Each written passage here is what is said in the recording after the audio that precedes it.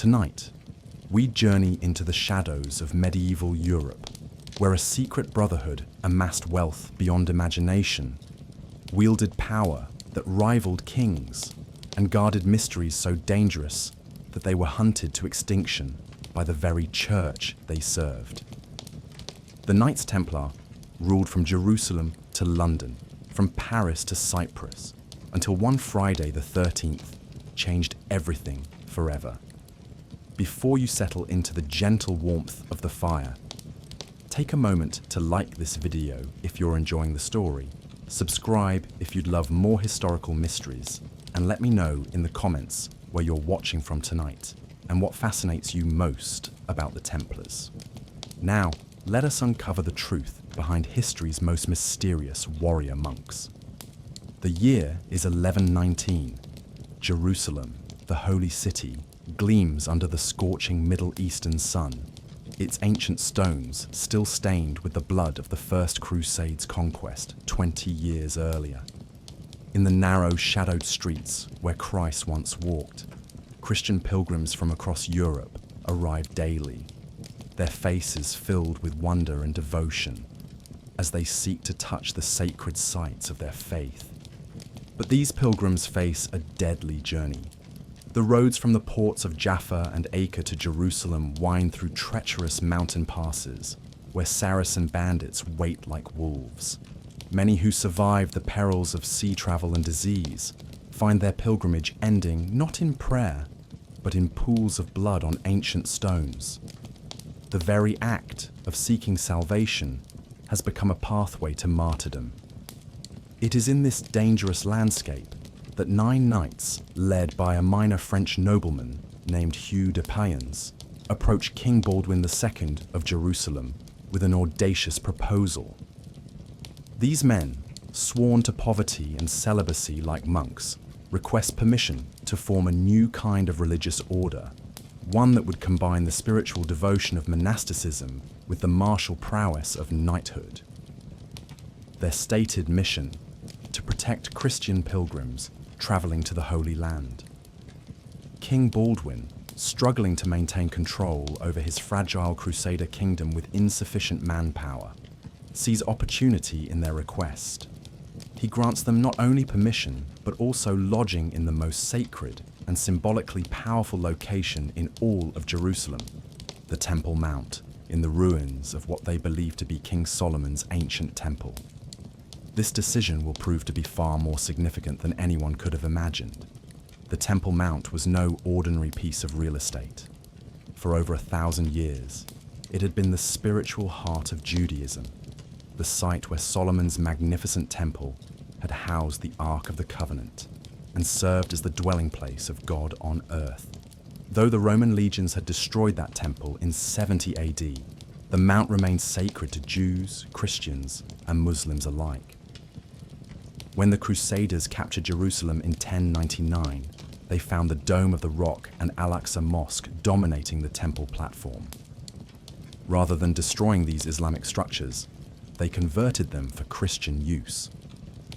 The dome became known as the Temple of the Lord, while Al-Aqsa was renamed the Temple of Solomon. It was in this latter building that Baldwin housed the 9 knights who would become the Knights Templar: Hugh de Payens and his companions, Godfrey de Saint-Omer, André de Montbard, Payen de Montdidier, Archambault de Saint-Agnan, Gondomar, Rossal, Geoffroy Bissol, and the mysterious 9th Knight, whose name history has forgotten, took up residence in chambers that they believed had once echoed with the prayers of Hebrew priests and the footsteps of biblical kings. For 9 years, these knights lived in the shadow of ancient mysteries. 9 years during which they claimed to patrol the dangerous roads, protecting pilgrims and earning their reputation as the poor fellow soldiers of Christ and of the Temple of Solomon. But here begins the first great mystery of the Templars. What were they actually doing during those 9 formative years? The historical record is strangely silent. Contemporary chronicles mention the Templars only in passing, despite the fact that protecting pilgrims was supposedly their primary mission.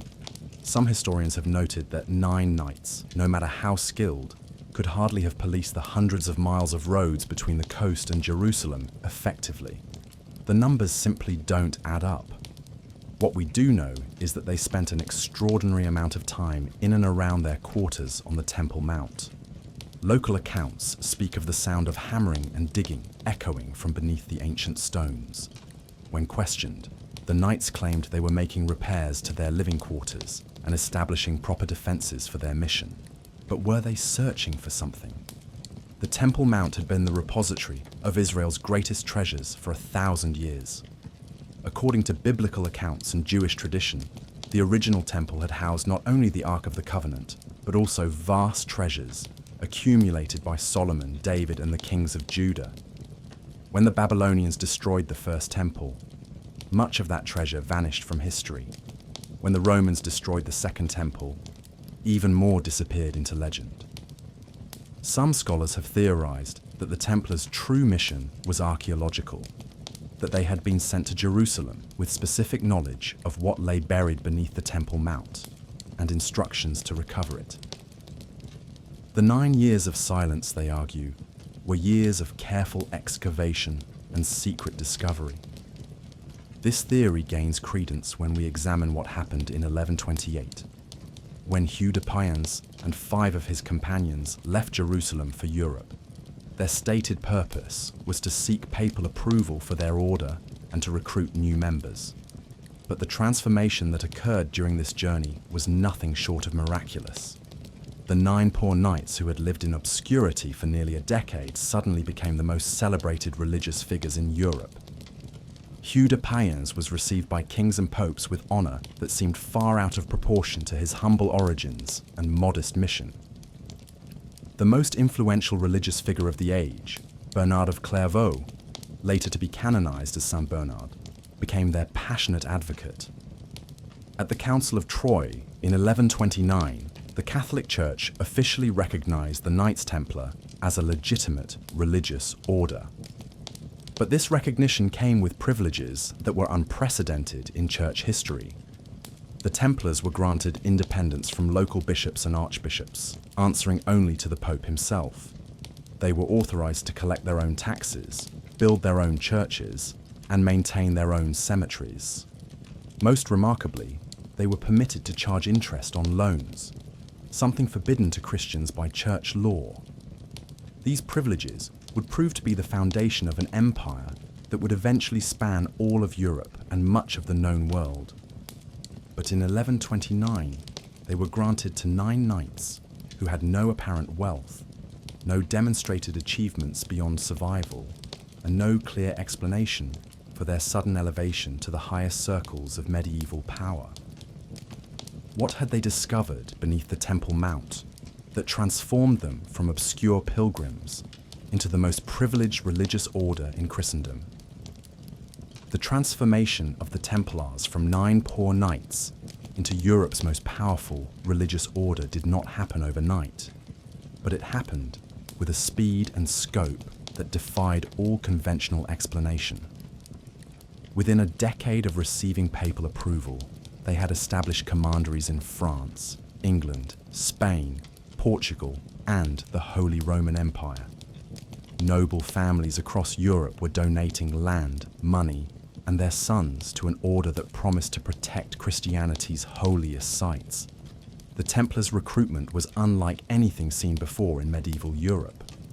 They appealed not just to younger sons seeking adventure, but to the established nobility who saw in the order an opportunity to serve God while maintaining their warrior traditions. The white mantle, with its distinctive red cross, became a symbol of the highest ideals of Christian knighthood. But the order's structure was far more complex than its public image suggested. While the Knight brothers received the most attention and glory, they represented only a small fraction of the order's membership. Below them served the sergeant brothers, drawn from the merchant and artisan classes, who handled much of the order's day-to-day operations. Lower still were the chaplains, who provided spiritual guidance and maintained the order's extensive correspondence. At the bottom of the hierarchy, but perhaps most crucial to the order's success, were the associates, lay supporters who lived normal secular lives, while contributing to the Templars' mission through donations, service, and the provision of expertise in areas ranging from banking to shipbuilding to intelligence gathering. This multi-layered structure allowed the Templars to operate simultaneously as a religious order, a military force, a financial institution, and an intelligence network. They could gather information from nobles in their great halls, merchants in their counting houses, and common soldiers in their barracks. This comprehensive approach to organization would prove crucial to their rapid expansion and eventual dominance over much of medieval Europe's economy and politics. The Order's rule, written with the assistance of Bernard of Clairvaux, reflected this complexity. While emphasizing traditional monastic virtues of poverty, chastity, and obedience, it also contained detailed provisions for military operations, financial management, and the governance of an international organization. The Templars were pioneers in creating systematic approaches to problems that would not be fully understood by secular institutions for centuries. Their military innovations were equally impressive. The Templars developed new tactics that combined the individual prowess of knightly combat with the disciplined formations of professional soldiers. They were among the first to recognize the importance of logistics in medieval warfare, establishing supply chains that could support extended campaigns in hostile territory. But perhaps most significantly, they began to develop the financial innovations that would make them Europe's first international bankers. The constant flow of donations from across Europe, combined with the need to transfer resources to support operations in the Holy Land, forced the Templars to become experts in currency exchange, credit arrangements, and long-distance banking. A pilgrim departing from London could deposit money with the Templars there and receive a letter of credit that would allow him to withdraw funds in Jerusalem without the risks of carrying gold across thousands of miles of dangerous territory. This system, known as the Templar check, was revolutionary in its simplicity and effectiveness. The profits from these banking operations, combined with their extensive landholdings and various business enterprises, began to generate wealth on a scale that dwarfed the treasuries of most kingdoms. The Templars were becoming not just protectors of pilgrims, but financiers of the medieval world. Yet even as their power and wealth grew, the mysteries surrounding their origins deepened. What had 9 poor knights discovered that had transformed them into Europe's most successful religious order? Why had the Church granted them privileges that seemed to violate fundamental Christian principles about usury and temporal authority? And what secrets were they guarding with the fierce loyalty that would eventually cost them everything? The Order's rapid expansion brought them into contact with ideas and traditions that were far removed from conventional Christian theology. In Spain, they encountered Islamic scholars who had preserved much of the classical learning that had been lost in Christian Europe. In the Holy Land, they worked alongside Eastern Christians, whose practices and beliefs differed significantly from Roman Catholicism. Most intriguingly, they established relationships with various mystical traditions that claimed to preserve ancient wisdom dating back to the time of Solomon and beyond. Some historians have suggested that the Templars became repositories for esoteric knowledge that included elements of Jewish Kabbalah, Islamic Sufism, and even pre-Christian traditions that had survived in hidden forms throughout the centuries. This exposure to diverse traditions may explain some of the unusual practices that would later be used to justify their destruction. Accusations of secret initiation ceremonies, reverence for mysterious artifacts, and knowledge of ancient secrets may have had some basis in reality, even if they were distorted beyond recognition by hostile interrogators. As the 12th century progressed, the Templars found themselves at the center of every major development in the crusader states. They built and garrisoned massive fortresses that served as anchors for Christian control over strategic territories. They negotiated treaties with Muslim leaders when warfare proved counterproductive. They developed intelligence networks that provided crucial information about enemy movements and intentions. but their most significant achievement may have been their role in preserving and transmitting knowledge that might otherwise have been lost. The libraries in their major commanderies contained not only Christian texts, but also works on mathematics, astronomy, medicine, and philosophy that represented the best learning of multiple civilizations. Some scholars have argued that the Templars served as a bridge between the Islamic and Christian worlds, facilitating the transfer of knowledge that would eventually fuel the Renaissance. Their international connections and financial resources made them uniquely positioned to support scholars and translators who were working to preserve and disseminate ancient wisdom. This role as guardians of knowledge may explain why they attracted support from some of the most learned men of their age, including scholars who had little apparent interest in military affairs or traditional Christian devotion. The order became a magnet for individuals who possessed specialized knowledge and skills that were rare in medieval Europe. As we progress through their history, we will see how this accumulation of knowledge, wealth, and power eventually made the Templars too dangerous to tolerate. Their very success created the conditions for their destruction, as kings and popes who had once supported them began to fear their independence and envy their resources. But in the early decades of the 12th century, the Templars seemed invincible. They had transformed themselves from 9 poor knights into an international organization that could challenge the authority of kings and finance the dreams of popes. They guarded secrets that reached back to the dawn of civilization, while building institutions that would influence the development of modern banking and international law. The fire crackles lower now as we conclude this first chapter of the Templar story. We have seen how 9 mysterious knights emerged from the shadows of the Temple Mount to become Europe's most powerful religious order. We have explored the myths and theories surrounding their origins, and we have begun to understand the scope of their eventual influence. But the greatest mysteries are yet to come. In our next episode, we will follow the Templars as they build their international empire, accumulate treasures beyond imagination, and begin to wield power that will eventually make them enemies of the very church they swore to serve. The transformation from 9 poor knights to Europe's most feared and wealthy organization is just the beginning of a story that will encompass secret initiations, lost treasures, mysterious artifacts, and a conspiracy that will shake the foundations of medieval Christendom. Sleep well tonight, knowing that the ancient mysteries the Templars guarded continue to intrigue and inspire seekers of truth, more than 7 centuries after their destruction. Their legacy lives on in the questions they left unanswered, the treasures they may have hidden, and the secrets they carried to their graves.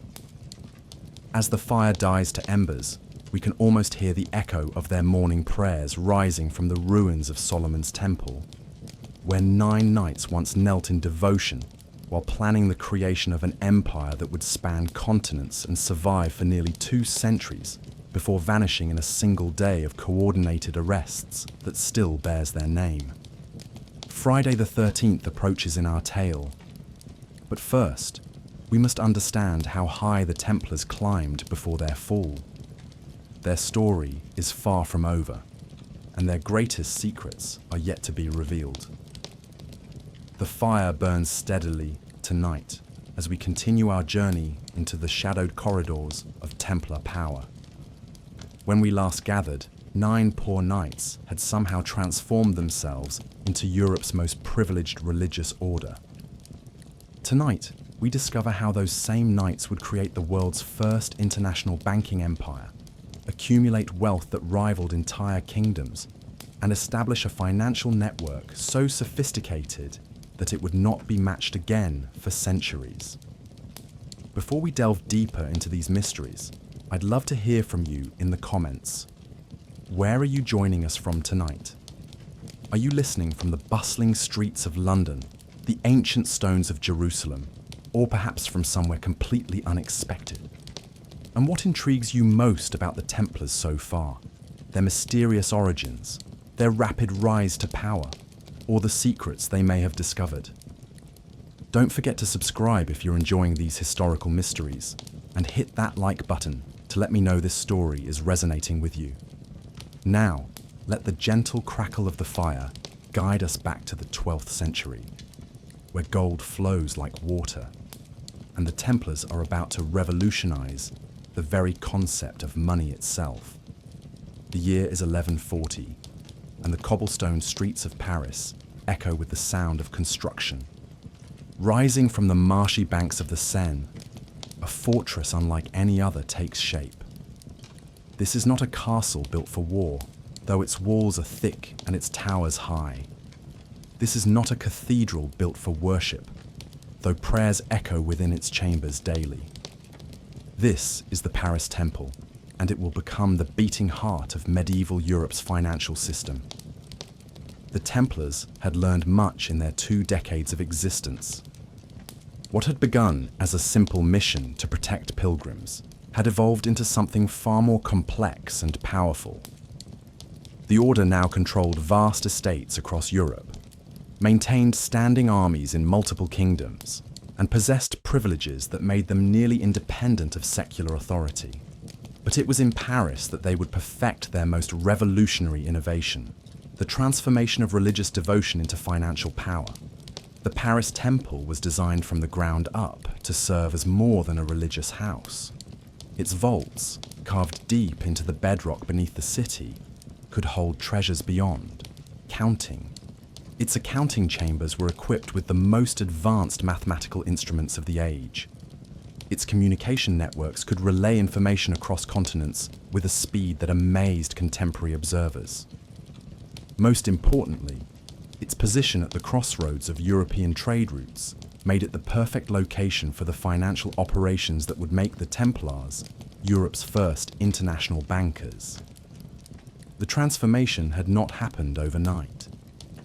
Throughout the 1130s, the Templars had gradually expanded their financial services beyond simple money changing for pilgrims. Merchants traveling the dangerous trade routes between European cities began to deposit their valuables with Templar commanderies, knowing that the order's reputation for honesty and their military strength made them the safest repositories available. Noble families, impressed by the Templars' efficiency and discretion, began to entrust them with managing their estates while they were away on campaign or pilgrimage. Kings and princes, always in need of ready cash for their military adventures, discovered that the Templars could provide loans with terms more favorable than traditional Jewish moneylenders, and without the political complications that often arose from borrowing from other Christian rulers. By 1140, the Templars were no longer simply managing money, they were creating it. The order's financial innovations would seem familiar to any modern banker. They developed sophisticated accounting systems that could track complex transactions across multiple currencies and kingdoms. They created letters of credit that allowed merchants to conduct business without carrying dangerous amounts of gold or silver. They established exchange rates between different monetary systems and charged fees for their services that generated enormous profits. But perhaps most remarkably, they began to lend money at interest, something that was forbidden to Christians by church law, but was permitted to the Templars through a series of creative interpretations of their papal privileges.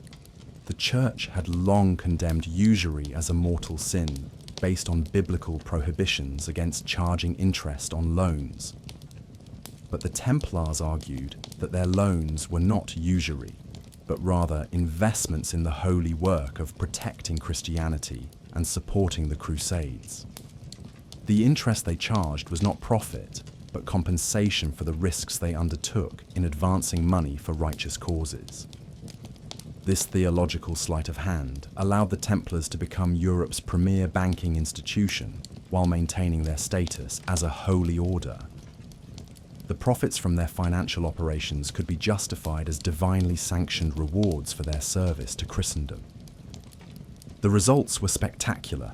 Within a generation, the Templars had accumulated wealth that dwarfed the treasuries of most kingdoms. Their annual income from banking operations alone exceeded the revenues of many European monarchs. Their agents operated in every major commercial centre from London to Constantinople, facilitating trade and generating profits that flowed back to the order's growing network of commanderies and castles. But with great wealth came great danger. The Templars were learning that financial power, like military power, created enemies as well as opportunities. Nothing demonstrated the Templars' extraordinary financial power more clearly than their relationships with European royalty. By the mid-12th century, kings and princes who had once granted privileges to the humble order of warrior monks found themselves borrowing money from those same monks to finance their increasingly expensive military campaigns and court extravagances. The transformation was both gradual and shocking.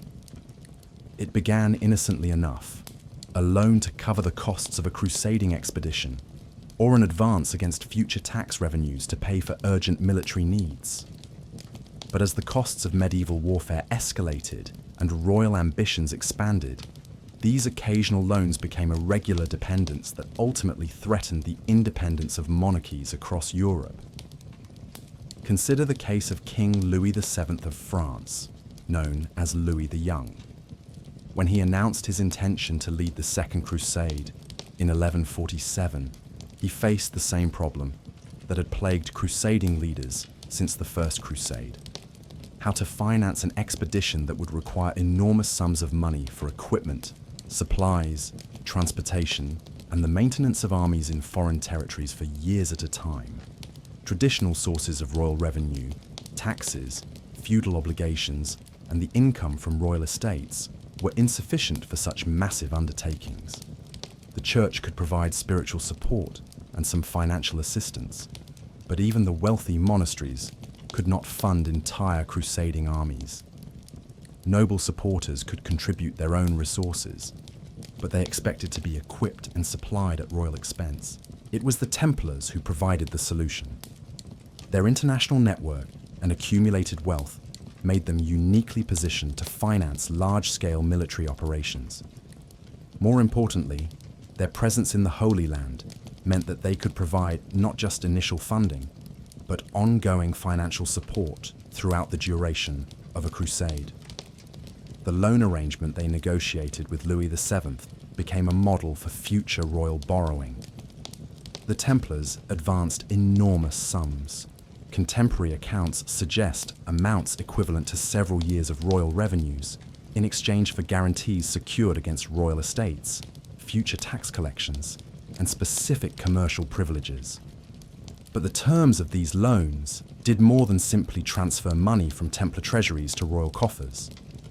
They also transferred significant political power from monarchs to an organization that was theoretically subject to royal authority, but was in practice becoming increasingly independent of secular control. When kings borrowed from the Templars, they often pledged specific estates or revenues as collateral. If they defaulted on their loans, and default was not uncommon, given the unpredictable costs of medieval warfare, the Templars could seize control of strategically important territories and economically valuable properties. The order gradually accumulated a portfolio of assets that included not just their original donations from pious nobles, but also properties seized from defaulting royal borrowers. Some of the most valuable estates in Europe ended up under Templar control, not through gift or purchase, but through foreclosure on royal debts. This process reached its most dramatic expression in the case of King Henry II of England. Henry, whose ambitious military campaigns in France required constant funding, became one of the Templars' largest borrowers. By the 1270s, significant portions of royal revenue were being pledged to service debts owed to the order. When Henry needed to finance his conquest of Ireland, it was Templar gold that paid for ships, soldiers, and supplies.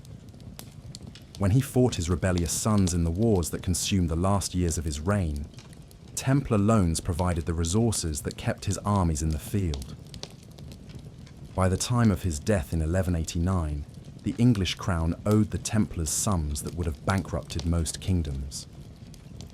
The political implications were staggering.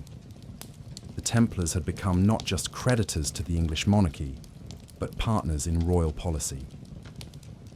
Their representatives sat in on discussions of military strategy, Their opinions carried weight in decisions about taxation and trade policy, and their financial support became essential for maintaining royal authority. Similar patterns emerged across Europe. The Templars financed the military campaigns of the Holy Roman Emperors, supported the expansion of Christian kingdoms in Spain, and provided crucial backing for the establishment of crusader states in the Eastern Mediterranean. In each case, their financial support came with political influence that gradually transformed them from servants of Christian monarchs into powers in their own right. But the order's growing influence created resentment as well as dependence. Kings, who had once been grateful for Templar support, began to chafe under the restrictions imposed by their creditors. Noble families found their traditional roles in royal councils challenged by Templar advisors whose expertise in financial matters made them indispensable to monarchs struggling with increasingly complex economic realities. The stage was being set for the conflicts that would ultimately destroy the order. As the Templars grew wealthier and more powerful, they inevitably came into conflict with secular authorities who resented their independence and envied their resources. Deep beneath the Paris Temple, accessible only through a series of guarded passages and locked doors, lay vaults that contemporaries described with awe and terror. These were not ordinary storage chambers, but repositories for treasures that seemed to defy rational explanation. Gold and silver in quantities that amazed even experienced merchants. Precious stones that gleamed within a fire. Ancient artifacts whose origins were lost in legend. But perhaps most mysterious of all were the documents, rolls of parchment and leather-bound codices that contained knowledge the Templars guarded more carefully than any material treasure. The wealth accumulated in the Templar vaults came from sources both conventional and mysterious. The obvious sources included the profits from their banking operations, the revenues from their vast estates, and the donations that continued to flow from noble supporters across Europe. But contemporary accounts suggest that these legitimate sources of income could not entirely explain the extraordinary wealth that the order displayed. Some of that wealth may have originated in their archaeological activities on the Temple Mount. If the 9 founding knights had indeed discovered ancient treasures buried beneath Solomon's temple, as some theories suggest, those discoveries might have provided the initial capital that enabled their rapid expansion into banking and finance. Other sources of income were more controversial.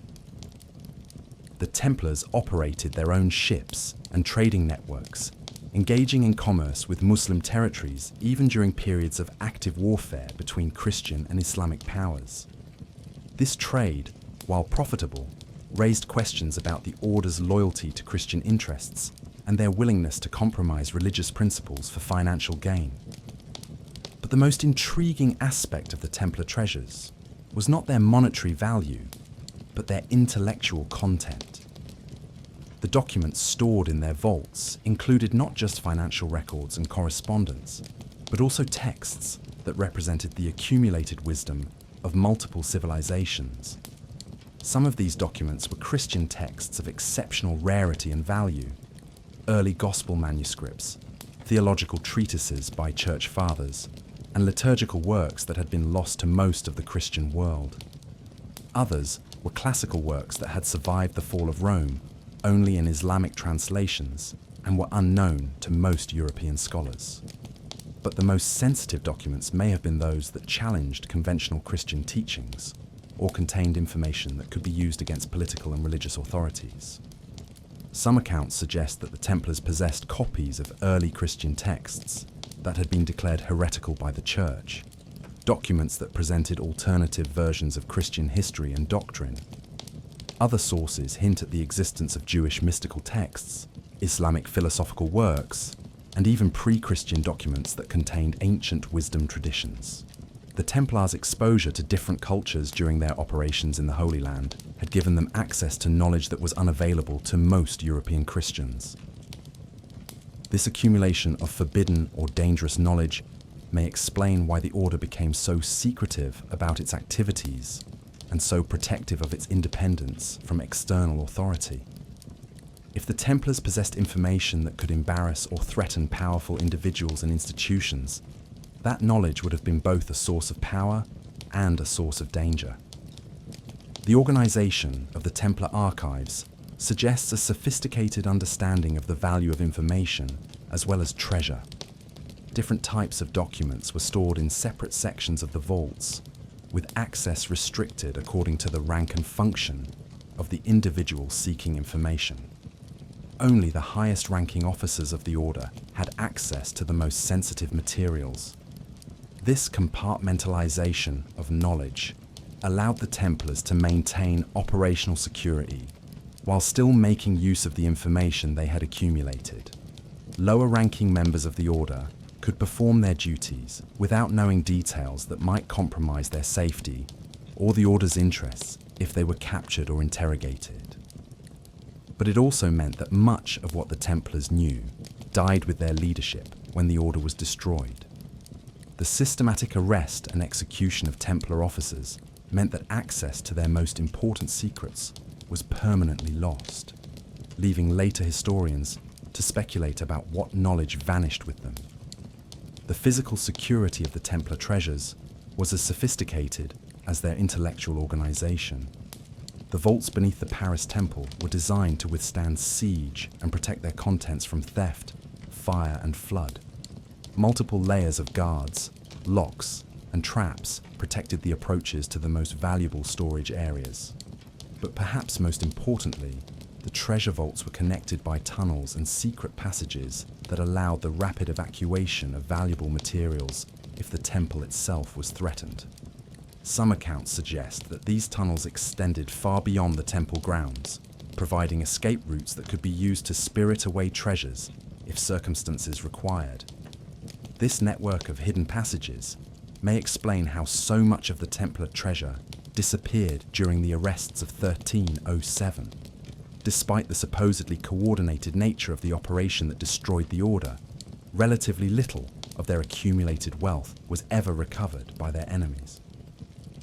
The mystery of the missing Templar treasure has fascinated treasure hunters and historians for centuries. Where did the enormous wealth displayed in their vaults disappear to? Was it hidden in secret locations known only to trusted members of the order? Was it smuggled out of France to safe havens in other countries? Or was it used to finance the escape and continued operations of Templars who managed to avoid arrest? These questions remain unanswered, but the existence of the treasure vaults and their sophisticated security arrangements demonstrates that the Templars were planning for the possibility of persecution long before it actually arrived. They understood that their wealth and power made them vulnerable to attack, and they took elaborate precautions to protect their resources from seizure by hostile authorities.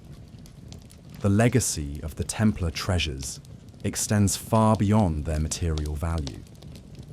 The knowledge they preserved and protected helped to bridge the gap between the classical world and the Renaissance, ensuring that important ideas and traditions survived the chaos of the medieval period.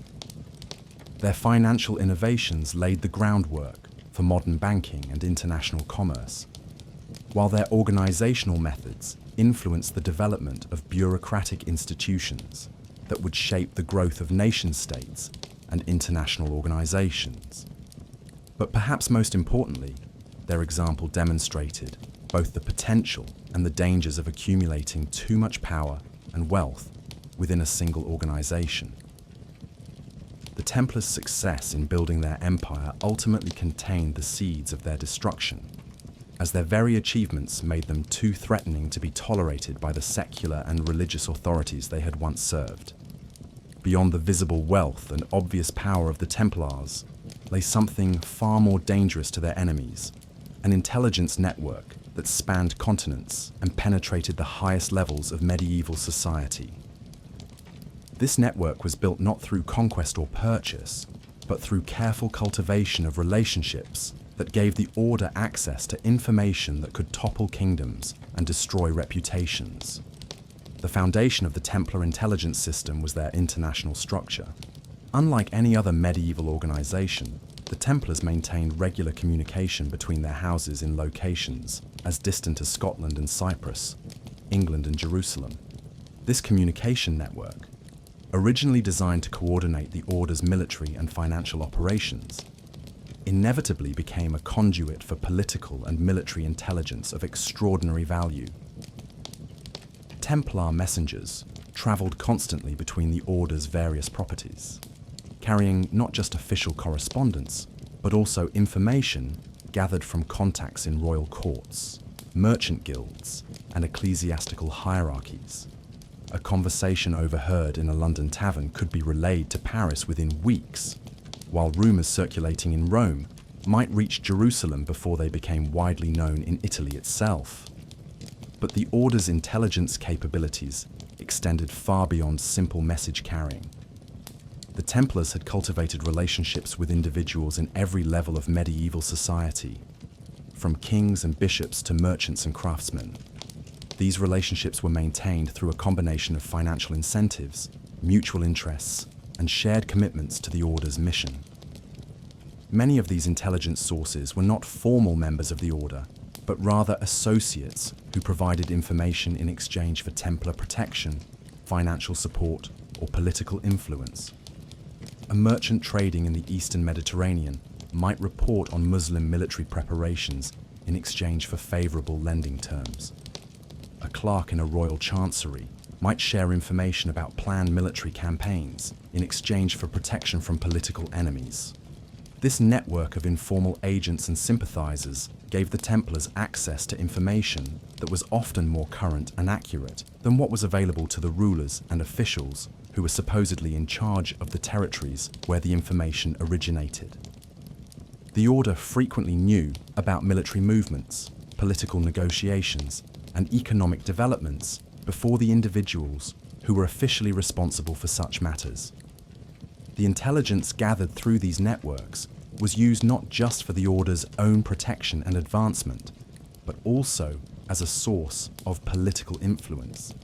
The Templars could warn allies of impending threats, provide valuable information about enemy capabilities and intentions, and offer insights into political and economic developments that could affect royal decision-making. This role as an information broker gave the Templars influence that went far beyond what their military strength or financial resources alone could have provided.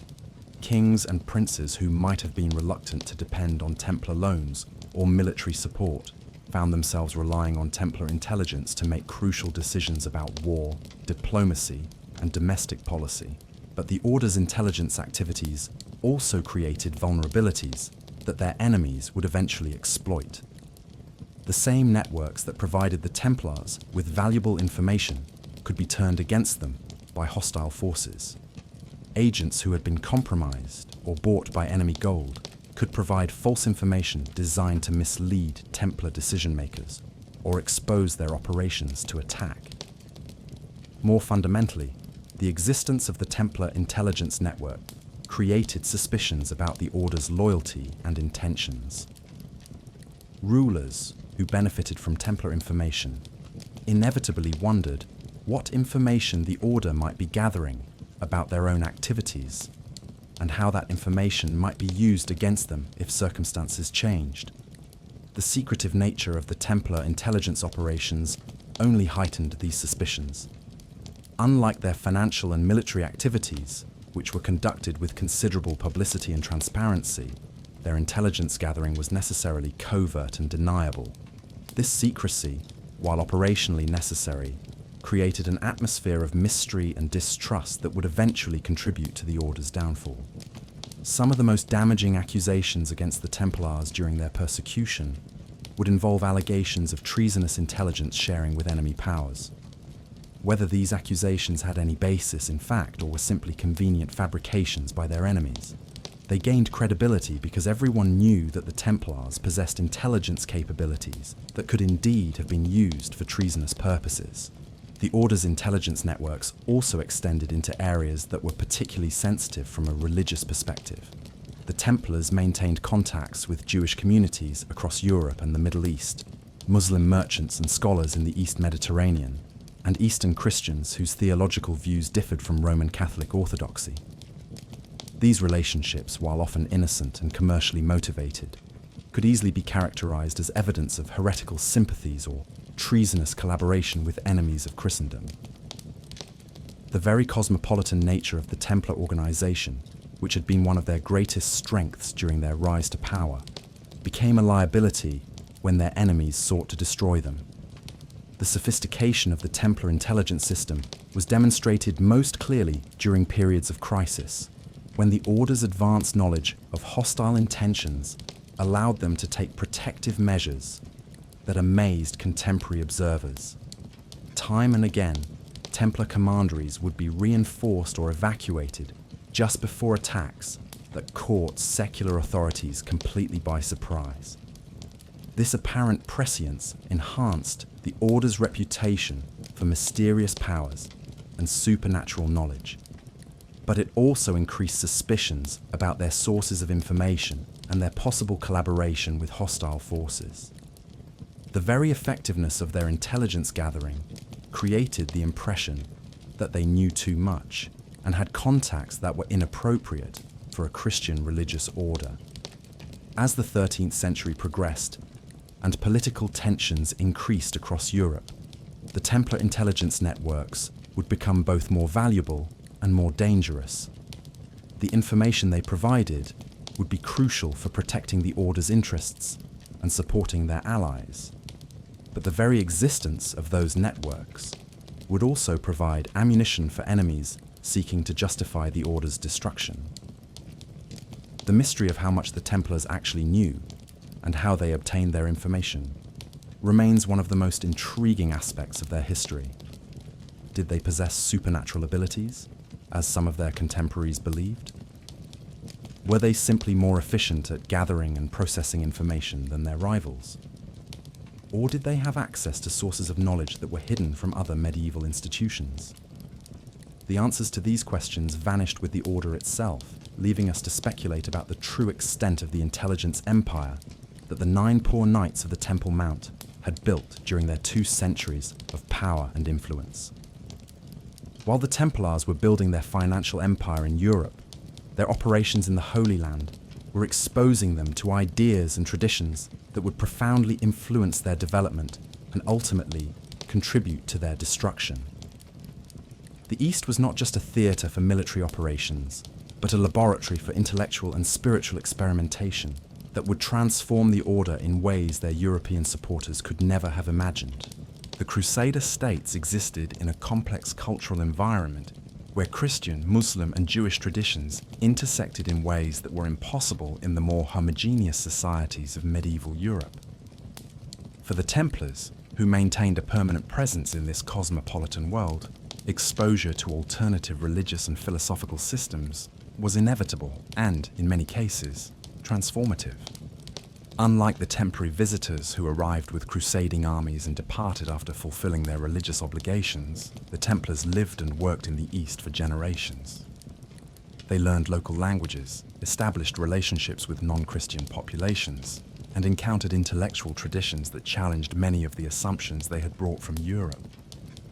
Some of these encounters were purely practical. Military cooperation with local Christian communities required understanding their theological differences from Roman Catholicism. Commercial relationships with Muslim merchants necessitated knowledge of Islamic law and custom. Diplomatic negotiations with rival powers demanded appreciation for different political and religious perspectives. But other encounters went deeper, involving the kind of intellectual and spiritual exchange that would have been considered dangerous or heretical in Europe. The Templars had access to Islamic scholarship that had preserved much of classical learning lost to the Christian West. They encountered Jewish mystical traditions that offered alternative approaches to understanding divine revelation. They witnessed Eastern Christian practices that differed significantly from Roman Catholic orthodoxy. Perhaps most significantly, they came into contact with various esoteric traditions that claimed to preserve ancient wisdom dating back to the time of Solomon and beyond. Some of these traditions were associated with locations that the Templars controlled or frequented. including sites on the Temple Mount that were considered sacred by multiple religious communities. The Temple Mount itself was a repository of traditions and legends that spanned millennia. Jewish sources spoke of hidden chambers containing the treasures of the First Temple. Islamic traditions identified it as the location from which the Prophet Muhammad had ascended to heaven. Christian legends associated it with events from the life of Jesus and the early church. For the Templars who lived and worshipped on the Temple Mount for nearly 2 centuries, exposure to these multiple layers of religious significance was unavoidable. Whether they actively sought out esoteric knowledge or simply absorbed it through osmosis, they inevitably became repositories for traditions and ideas that were unknown to most European Christians. Some historians have suggested that the Templars became involved with Sufi mystical traditions that emphasized direct spiritual experience and esoteric knowledge. Others have proposed connections with Jewish Kabbalistic schools that were developing new approaches to interpreting sacred texts. Still others have argued for influence from Eastern Christian groups that maintained theological perspectives that had been condemned as heretical by the Roman Church. The evidence for these connections is necessarily indirect, since the Templars were secretive about their activities and their enemies had strong motivations to distort or fabricate evidence of heretical associations. But the cumulative weight of suggestions and allegations indicates that the order was indeed influenced by the diverse religious environment in which they operated. These influences may explain some of the unusual practices that would later be used to justify the order's destruction. Accusations of secret initiation ceremonies, reverence for mysterious objects, and knowledge of ancient secrets may have had some basis in reality, even if they were grossly exaggerated and misrepresented by hostile interrogators. The Templars' exposure to Eastern traditions also enhanced their reputation for possessing supernatural knowledge and powers. European visitors to the Holy Land often reported being amazed by the Templars' apparent ability to predict events, understand the intentions of their enemies, and navigate the complex political landscape of the region. Some of this apparent prescience may have resulted from superior intelligence gathering and analysis, but some may also have reflected genuine insights gained through exposure to traditions that emphasize the development of intuitive and mystical capabilities. The Order's interest in ancient wisdom and esoteric knowledge extended beyond the Holy Land to their operations in Europe. Templar libraries contained not just Christian texts, but also works on mathematics, astronomy, medicine, and philosophy that reflected the best learning of multiple civilizations. Some of these texts were obtained through legitimate scholarly exchange and commercial relationships. Others may have been acquired through more secretive channels that connected the Templars with underground networks of scholars and mystics who were preserving traditions that were considered dangerous by religious and political authorities. The Templars' role as patrons of learning and repositories of rare knowledge made them attractive to intellectuals who were seeking access to texts and ideas that were unavailable through conventional channels. Some of the most innovative thinkers of the medieval period had connections with the Order that went beyond simple religious devotion or military service. This intellectual network may have been as important to the Templars' power and influence as their financial and military capabilities.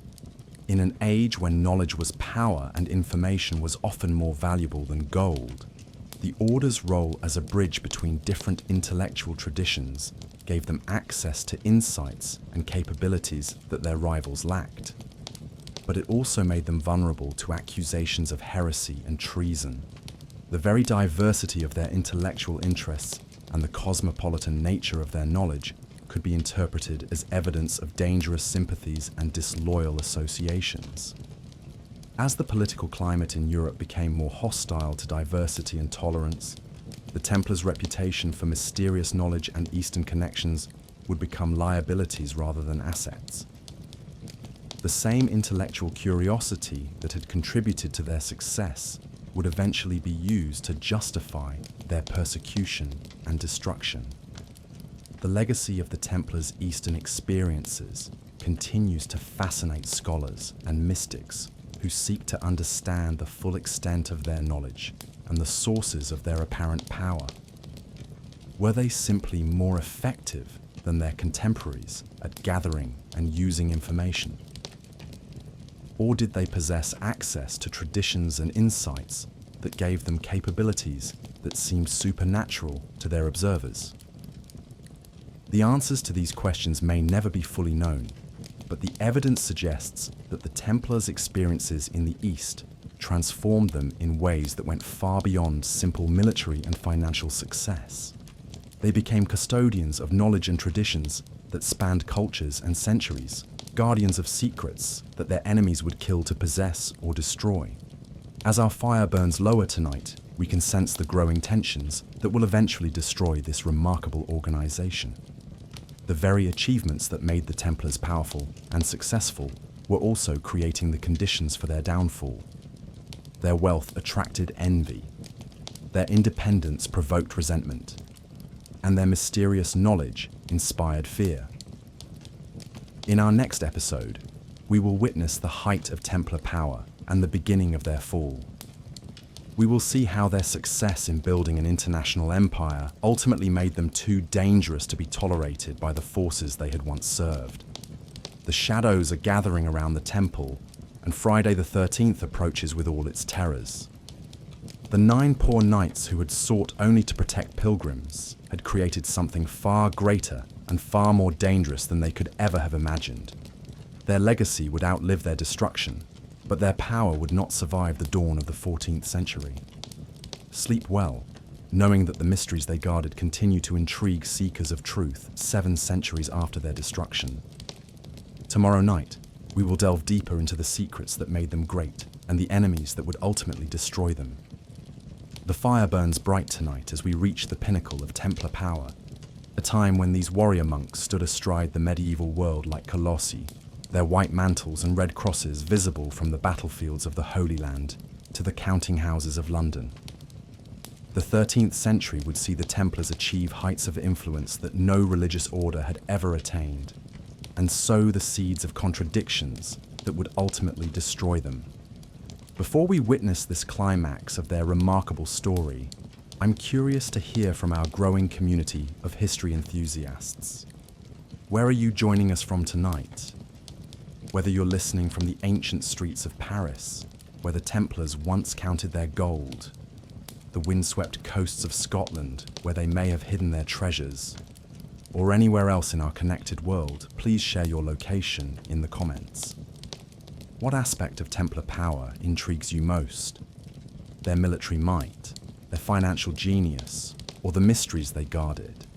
Don't forget to subscribe for more historical mysteries, and hit that like button if you're enjoying this journey through the shadows of medieval Europe. Now, as the flames dance before us, let us enter the world of the 13th century, where the Templars have become so powerful that they can make and break kings, so wealthy that they dwarf the treasuries of nations, and so mysterious that their very existence challenges the foundations of medieval Christendom. By 1180, the landscape of the Crusader states was dominated by massive stone fortifications that bore witness to Templar engineering genius and military necessity. These were not mere castles, but sophisticated military installations designed to control territory, protect pilgrims, and serve as bases for offensive operations against Muslim forces that were growing stronger and more unified under leaders like Saladin. The most impressive of these fortifications was Chateau Pellerin, known in Arabic as Atlit, which the Templars constructed on a promontory jutting into the Mediterranean Sea south of Haifa. Built between 1217 and 1221, this fortress represented the pinnacle of medieval military architecture, incorporating lessons learned from 2 centuries of warfare in the Holy Land. Chateau Pellerin was more than a castle. It was a fortified city that could house thousands of defenders, maintained siege equipment that could strike targets miles away and withstand assaults by the largest armies that medieval technology could support. Its massive walls, some sections over 100 feet high and 40 feet thick, were built from precisely cut limestone blocks so perfectly fitted that no mortar was needed in many sections. But the fortress's most remarkable feature was its position, which made it virtually impregnable to direct assault, while providing the Templars with complete control over one of the most important stretches of the Palestinian coast. Ships bringing supplies and reinforcements from Europe could dock safely in its protected harbour, while Templar vessels could sally forth to attack Muslim shipping or support naval operations elsewhere. The construction of Chateau Pellerin revealed the sophisticated logistical capabilities that the Templars had developed over decades of operation in hostile territory. The limestone was quarried from deposits several miles inland and transported to the construction site using techniques that amazed contemporary observers. The precision of the construction required master masons whose skills rivaled those working on the great cathedrals of Europe. More importantly, the fortress demonstrated the Templars' evolution from a simple military order into a complex organization capable of conceiving and executing projects that required enormous resources, technical expertise, and political coordination. The planning and construction of Chateau Pellerin took nearly 2 decades and required cooperation between Templar commanderies across Europe to provide funding, materials, and specialized personnel. The fortress also served as a symbol of Templar independence and power. Unlike many crusader fortifications, which were built with royal support and operated under royal authority, Chateau Pellerin was entirely a Templar creation, built with Templar resources and operated according to Templar strategic priorities. This independence would prove to be both a source of strength and a cause of tension with secular authorities in the Crusader states. Kings and princes who were struggling to maintain control over their territories with limited resources inevitably came to resent the Templars' ability to pursue independent military strategies while remaining largely immune from royal authority. The Templars constructed similar fortifications throughout their territories, creating a network of mutually supporting strongholds that could control key strategic points while maintaining communication and supply lines, even during periods of intense military pressure. Crac des Chevaliers, though operated by the rival Hospitallers, represented the same approach to fortress construction that the Templars pioneered. But perhaps more significant than their individual fortifications was the Templars' development of integrated defensive systems that combined multiple castles, watchtowers, and fortified positions into comprehensive military networks. These systems could coordinate responses to threats across large geographical areas, concentrate forces at critical points during emergencies, and maintain effective control over territories even when facing superior enemy numbers. The sophistication of these defensive networks reflected the Templars' unique position as an international organization with resources and expertise that were unavailable to most medieval military leaders. Their ability to plan and execute complex fortification projects demonstrated capabilities that went far beyond simple warrior skill to encompass engineering, logistics, and strategic planning on a level that would not be matched by most armies for centuries. These fortifications also served economic and political functions that extended far beyond their military value. Templar castles became centers of administration for surrounding territories, courts where legal disputes were resolved, and markets where local populations could engage in trade under Templar protection. The taxes, customs duties, and commercial profits generated by these civilian activities helped to fund the enormous costs of fortress construction and maintenance, while creating bonds between the Templars and local populations that often proved stronger than ties to distant secular rulers. But the very success of the Templar fortification program created problems that would eventually contribute to the Order's downfall. The massive resources required for construction and maintenance of these fortresses diverted funds from other activities, and created financial pressures that forced the Templars to seek new sources of revenue. More problematically, the existence of independent Templar fortifications challenged the authority of secular rulers in ways that created lasting resentments and suspicions. Kings who could not afford to build comparable fortifications inevitably came to view Templar castles as symbols of their own inadequacy and potential threats to their authority. As Muslim military pressure increased during the later 13th century, these magnificent fortifications would face their ultimate test. Some, like Chateau Pellerin, would prove impregnable even to the most determined assault. Others would fall to combinations of military pressure and political betrayal that revealed the limitations of even the most sophisticated defensive systems. But in their heyday, the Templar fortifications stood as monuments to an organization that had mastered the art of warfare in ways that amazed and intimidated contemporary observers. They were symbols of power that proclaimed to all who saw them that the Knights Templar had become a force to be reckoned with in any calculation of medieval politics and military strategy.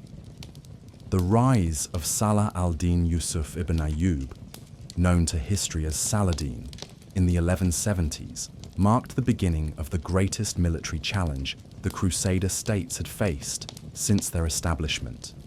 For the Templars, who had grown accustomed to facing divided Muslim opponents and maintaining the military initiative, Saladin's unification of Islamic forces under competent leadership represented an existential threat that would test their military capabilities and reveal both their strengths and their fatal weaknesses. Saladin was unlike any enemy the Templars had previously encountered. Where earlier Muslim leaders had been primarily concerned with local power struggles and had often been willing to cooperate with Christian forces when it served their interests, Saladin possessed both the military capability and the religious motivation to pursue a systematic campaign aimed at the complete elimination of Christian presence in the Holy Land. More dangerously for the Templars, Saladin understood their methods and capabilities in ways that previous enemies had not. His intelligence network provided him with detailed information about Templar fortifications, military resources, and internal politics. His diplomatic skills allowed him to exploit divisions within the Crusader states while maintaining unity among his own forces. The first major confrontation between the Templars and Saladin came at the Springs of Cresson in 1887, where a force of Templar and Hospitaller knights was virtually annihilated in a battle that demonstrated both the courage and the tactical limitations of the military orders. The Templars, led by their master Gérard de Riedefort, charged a vastly superior Muslim force in a display of individual heroism that was tactically suicidal. The Battle of Cresson revealed a fundamental problem that had been developing within the Templar order as it grew in wealth and political influence. The original military effectiveness of the Templars had been based on disciplined coordination and tactical flexibility that allowed smaller Christian forces to defeat larger Muslim armies through superior organization and battlefield cooperation. But as the order accumulated wealth and political power, its military leadership began to reflect the aristocratic culture of medieval Europe, which emphasized individual heroism and personal honor over tactical effectiveness and strategic wisdom. The Templars were becoming more concerned with maintaining their reputation for courage than with achieving military objectives through intelligent planning and execution. This cultural shift had devastating consequences at the Battle of Hattin in July 1887, where Saladin managed to trap and destroy the largest Christian army ever assembled in the Holy Land. The Templars and Hospitallers formed the core of this army, and their destruction effectively ended Christian military dominance in the region. The battle itself was a masterpiece of Muslim strategy and a catastrophe of Christian tactical leadership. Saladin managed to lure the Christian army into waterless terrain during the height of summer, then used his superior mobility and knowledge of local conditions to prevent them from reaching water sources while subjecting them to constant harassment by Muslim archers. The Templars, wearing heavy armor and weakened by thirst and heat exhaustion, found themselves unable to execute the coordinated charges that had been their primary tactical advantage. When they finally reached Muslim lines, their attacks lacked the coordination and impact that had made them feared throughout the Islamic world. The aftermath of Hattin was even more devastating than the battle itself. Saladin, who had generally been merciful toward captured Christian soldiers, ordered the execution of all captured Templars and Hospitallers on the grounds that they were too dangerous to be allowed to survive. Nearly 200 Templar knights were beheaded after the battle, representing the largest single loss in the order's history. More significantly, the destruction of the Christian army at Hattin left the Crusader states defenseless against Saladin's subsequent campaign of conquest. One by one, the great fortifications that the Templars had spent decades building fell to Muslim assault or negotiated surrender. Jerusalem itself was recaptured by Saladin in October 1187, ending nearly 90 years of Christian rule over Christianity's holiest city. The loss of Jerusalem was more than a military defeat. It was a spiritual and psychological catastrophe that shook the foundations of medieval Christian confidence. For the Templars, who had been founded specifically to protect Christian pilgrims traveling to Jerusalem, the loss of the city represented a fundamental failure of their primary mission. But the Order's response to these catastrophic defeats revealed both their resilience and their growing disconnection from reality. Rather than acknowledging the strategic and tactical errors that had led to disaster, Templar leadership chose to interpret their defeats as temporary setbacks that could be overcome through renewed military effort and divine intervention. This refusal to learn from failure would become a characteristic feature of Templar thinking during their final century of existence. The same organizational culture that had enabled their remarkable rise to power became a source of inflexibility and poor judgment that contributed to their eventual destruction. The Third Crusade, launched in response to Saladin's victories, provided the Templars with opportunities to rebuild their military strength and regain some of their lost prestige. The arrival of Richard the Lionheart, Philip Augustus of France, and Frederick Barbarossa, with large armies from Europe, temporarily restored Christian military superiority in the region. But the Third Crusade also revealed the extent to which the Templars had become isolated from the broader Christian community they claimed to serve. Their wealth and independence had created resentments among secular rulers who needed Templar support, but resented Templar autonomy. Richard the Lionheart, despite his legendary reputation as a military leader, found himself in constant conflict with Templar leadership over strategic priorities and tactical decisions. The Templars' insistence on pursuing their own objectives, even when these conflicted with broader crusading goals, created tensions that undermined Christian military effectiveness. The ultimate failure of the Third Crusade to recapture Jerusalem demonstrated that even the combined resources of Christian Europe were insufficient to overcome the strategic advantages that Saladin had gained through his victories. The Templars would never again enjoy the military dominance that had characterized their early decades in the Holy Land. The wars with Saladin marked a turning point in Templar history that extended far beyond their immediate military consequences. The defeats revealed fundamental weaknesses in Templar strategy and leadership that would never be fully addressed. The financial costs of rebuilding after these disasters forced the Order to seek new sources of revenue that would ultimately contribute to their political problems in Europe. Most importantly, the failure to protect Jerusalem called into question the basic justification for the Order's existence and the extraordinary privileges they had been granted by the Church. If the Templars could not fulfill their primary mission, despite their enormous resources and military reputation, why should they continue to enjoy independence from secular authority and exemption from normal Christian restrictions on usury and temporal power? These questions would haunt the Order for the remainder of its existence, creating vulnerabilities that enemies would eventually exploit to justify its destruction. The Saladin Wars had revealed that the Templars were not invincible, and that revelation would prove more dangerous to their survival than any military defeat.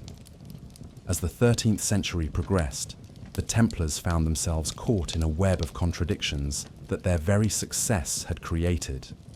They were monks who had become bankers, warriors who spent more time in counting houses than on battlefields, and guardians of Christian orthodoxy who possessed knowledge that challenged fundamental church teachings. These contradictions, while initially manageable, gradually became sources of internal tension and external criticism that would ultimately prove impossible to resolve. The most obvious contradiction lay in the order's relationship with money and worldly wealth. The Templars had taken monastic vows of poverty, chastity, and obedience that theoretically required them to renounce all personal possessions and worldly ambitions. Yet they had become the wealthiest organization in medieval Europe, controlling vast estates, operating international banking networks, and accumulating treasures that rivaled the collections of kings and emperors. This contradiction was partially resolved through theological sophistication that distinguished between individual poverty and institutional wealth. Individual Templars owned nothing personally, but the order as a whole could accumulate unlimited resources for the purpose of serving God through the protection of Christian pilgrims and the defense of the Holy Land. But this theological solution created practical problems that became increasingly difficult to ignore. Templars who lived in magnificent commanderies, dined on fine food, and wielded enormous political influence found it difficult to maintain the humility and spiritual focus that their monastic vows required.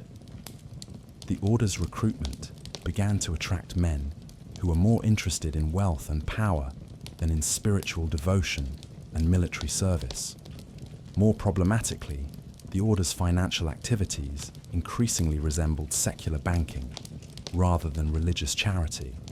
The Templars charged interest on loans, foreclosed on properties when borrowers defaulted, and pursued profits with a ruthlessness that seemed inconsistent with Christian teachings about mercy and compassion. Critics began to argue that the Templars had abandoned their original mission and become a commercial enterprise disguised as a religious order. These criticisms gained credibility as the order's military activities in the Holy Land became less central to their operations, while their financial activities in Europe expanded dramatically. The military contradictions were equally troubling. The Templars had been founded as a military order dedicated to protecting Christian pilgrims and fighting Muslim enemies. But by the 13th century, they were often more concerned with protecting their own interests than with serving broader Christian goals. The order's wealth and independence allowed them to pursue military strategies that sometimes conflicted with the policies of secular rulers and even with the interests of other Christian military orders. Templar fortifications were built and maintained according to Templar priorities, not necessarily in locations that best served the defense of the crusader states as a whole. More controversially, the Templars sometimes negotiated truces and commercial agreements with Muslim leaders that benefited the order but undermined broader Christian military objectives. These pragmatic arrangements, while often militarily sensible, created suspicions about Templar loyalty and commitment to the crusading ideal. The intellectual contradictions were perhaps the most dangerous of all.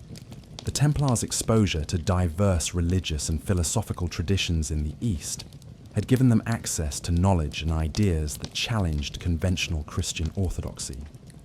Their libraries contained texts that presented alternative versions of Christian history, Islamic philosophical works that questioned fundamental theological assumptions, and mystical traditions that emphasized direct spiritual experience over institutional religious authority. This accumulation of potentially heretical knowledge created internal tensions within the order between those who sought to preserve orthodox Christian teachings and those who were attracted to alternative spiritual paths. It also created external vulnerabilities, as enemies could point to the order's possession of forbidden texts as evidence of heretical sympathies. The Templars' secretiveness about their activities only heightened these suspicions. The order's initiation ceremonies were conducted in private. Their internal governance was opaque to outside observers, and their communications were often conducted in codes and ciphers that prevented interception by hostile forces. While this secrecy was operationally necessary for an organization that operated in hostile territory and dealt with sensitive political and military information, it created an atmosphere of mystery that encouraged speculation about what the Templars were actually doing behind their closed doors. Rumors began to circulate about strange rituals, heretical beliefs, and forbidden practices that supposedly took place within Templar commanderies. These rumors were often wildly exaggerated or completely fabricated, but they gained credibility because the Order's secrecy made it impossible to disprove them convincingly. The political contradictions were equally problematic. The Templars claimed to serve God and the Church above all earthly powers, but their wealth and influence inevitably drew them into political conflicts that compromised their spiritual mission. They became creditors to kings, advisors to popes, and power brokers in conflicts that had little to do with protecting pilgrims or defending the Holy Land. Their political activities created enemies among secular rulers who resented Templar independence and envied Templar wealth. They also created conflicts of interest that made it difficult for the Order to maintain consistent policies or clear moral positions on controversial issues.